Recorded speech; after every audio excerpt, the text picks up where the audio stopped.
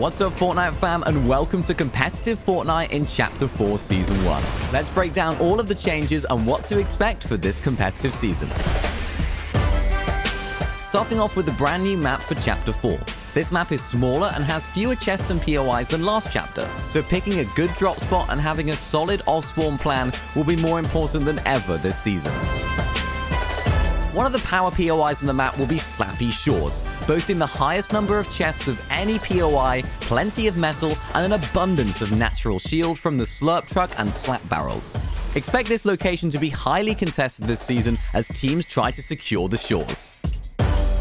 Another go-to drop spot is definitely going to be Anvil Square. With its central location on the map for easy surge, a good amount of loot, and 2 of the new Oathbound chests in the area, there'll definitely be a lot of teams that want to dominate this location.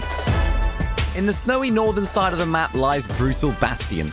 Although this area is amongst some ice-cold snow, there's no doubt it'll be a hot pick for many teams this season.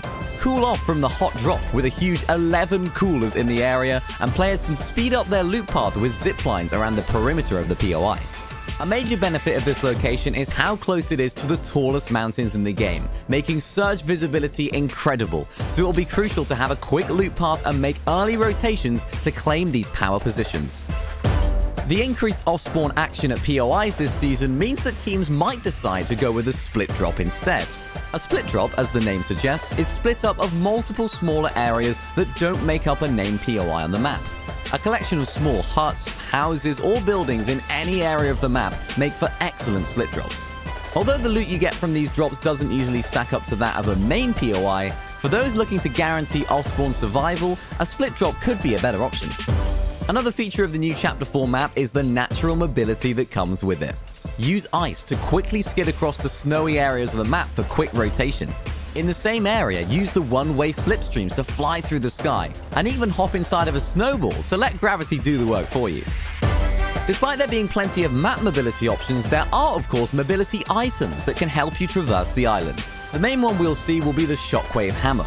While it can be used to destroy builds and damage players directly with the slam feature, most competitive players will be picking up this item for the bounce aspect of it. This powerful mobility method allows you to propel yourself forward, breaking immediate builds around you, and with the 3 charges, you can string together a much more complex rotation. Although these will be very popular for endgame rotations, it should be noted that these bounces do recharge once every 20 seconds. So don't be afraid to use a couple for a mid-game rotation, or even off-spawn to speed up looting if you're lucky enough to find one. Players can maximize their chances of obtaining one of these hammers by opening one of the Oathbound chests found around the medieval parts of the island.